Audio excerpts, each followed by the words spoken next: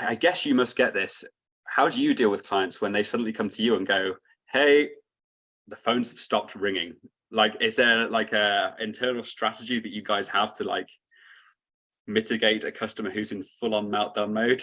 Yeah. So here's my advice to agencies. Number one, and I'm so afraid of saying this because I know this is going to be thrown back at me. We should be the first one saying it. So we do it depending on the client's spend. If they're not spending a ton, the longest period of time that we'll go without looking at an account is 3 days. So if you're spending, $5,000 a month, it's probably a 3-day check-in because there's just nothing you can do between that. Yeah, you have to have time for data builder, right? Right. So every 3 days, we're going to jump in. And if we notice a downtrend, especially if it's distinct, what I want my team to do is just reach out and just be like, hey, James, just so you know, I saw a drop. It's probably not a big deal, but I'm going to keep an eye on it. And that, if you're an agency or an agency owner or a client manager, that alone is the thing that will build trust and maintain trust with the client for a millennia. And what sucks for most agencies is most of them are doing the work, but they're not communicating that they're doing the work. So they actually are going in and they're going, oh, you know what? That's a drop. That's interesting. It's probably just a trend or whatever. I'll come back and I'll look at it in 3 days. But then the client sees it the next day and like, oh, dear God, what's happening? And now the next words that you say are the most frustrating words. I know, I saw it yesterday. It's not a big deal. And either if you know and you saw it yesterday and you're telling me like, I'm mad, or I think you're lying and you're trying to pacify me, because anybody who sees that downtrend they're irate at that point. So for agencies, number one, get out ahead of it and be the one that brings up the problems. So many, especially younger agency owners, they think that if they can hide from the problems, that's not your job. Your job is to bring the problem and then sit and watch it with the client. And you're like, hey, we're going to have to take care of this together. And that's all the client wants from you. They're not going to blame you for the problem if you can make a reasonable case, as long as you didn't cause it. So that's number one. Number two is anytime a client comes to you and says, oh, things are down, everything's horrible, the world's on fire. My initial reaction used to be like, calm down, which is the wrong word. The real key, I think, to life is complete and total empathy. And this looks really bad. I agree. Look at what they're looking at and respond to what they're looking at the way that you would respond to it as though it was yours. So they're gonna be like, my sales are in half. And you look at that and you're like, oh yeah, I see that. You're absolutely right. And man, if my sales got cut in half, I'd be freaking out. Let's dig in this together. And then it's, hey, you know what? I think we should actually stay calm. We don't want to make any big rash changes. Let's go figure out why this is. But trying to jump to logic right out of the gate, I think is a flawed model. I think it's empathy first. I agree. If I were you, and then you get to, now it's not you and I across the table from each other. I cross over to your side. We lock arms together. We're buddies and we're like going to go tackle this.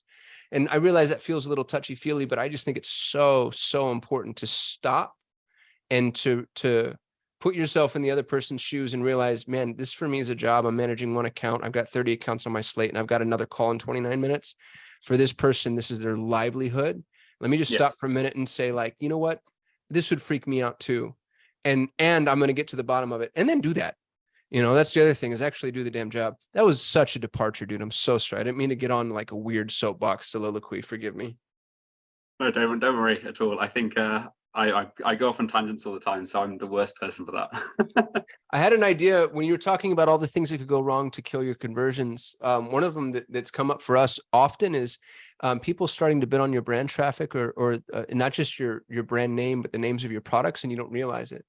And so you're doing all this amazing awareness building, and then I sneak it, which is something I do, by the way. Like, I'm not telling you it's a bad thing. I actually think it's a great strategy. Who doesn't? Who does? That's exactly right. If you're not doing it, you're flawed. Yeah. But somebody's sneaking in and scooping out your bottom of the funnel traffic, and you don't even realize that they're doing it. But that's the sort of thing you'd pick up, again, doing a visibility check, looking at your Google, your front page of Google, and making sure you do that as well. Not in like your browser, just so that you're not getting served the personalized results. Well, if you want to be real sneaky, if you're bidding on somebody else's brand, go figure out where their corporate office is and exclude their corporate, exclude that geography from your campaign. And that way, if they're being lazy about the way they check, they'll never know. That's mean. Yeah, straight up evil. Brilliant. I don't know who would do such a thing. That's fantastic. But yeah, that's one of those things you would identify. Well, I'd like to think you'd identify, and just being familiar with your AdWords account would pick that up, right? For most people. But yeah, Google's going to show you auction insights. It'll show you who's bidding on your, but if you're not bidding on your name, you don't get that data. True. Yeah, I have Very another, true. this is not as relevant, but you mentioned if somebody comes in and you know, price matches your product or they have a bidder image. This came from a friend of mine who sold memory cards. He sold more money in memory cards for 2 or 3 years than anybody else in the world. He was like the number one memory card guy. He was the biggest buyer from like the whatever plant in China makes the memory cards. The thing about memory cards is a memory card is a memory card, right? Like the value proposition is very, very, very slim. You're going to have a hard time convincing me like my plastic is actually more durable and won't. So the thing that he did that I thought was absolutely brilliant is he would put random ad hoc stuff on the memory cards, like recipes.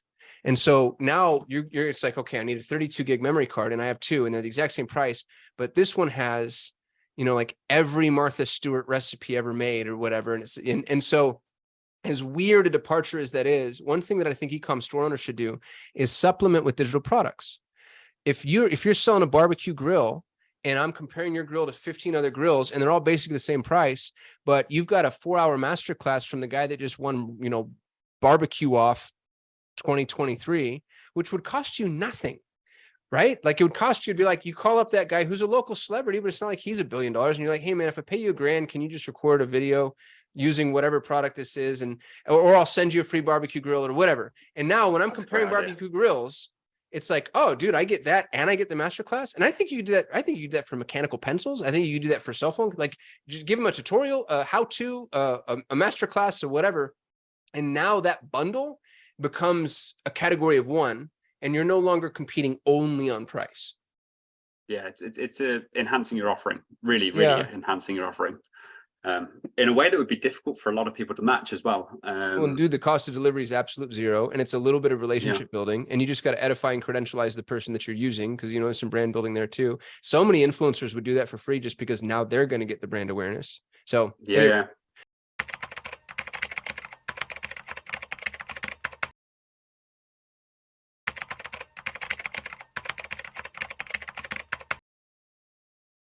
Welcome to Daily Google News.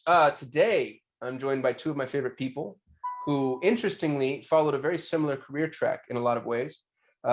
Regina and Caden were both client managers that became strategists. And if you're joining us, having not already understood the construct of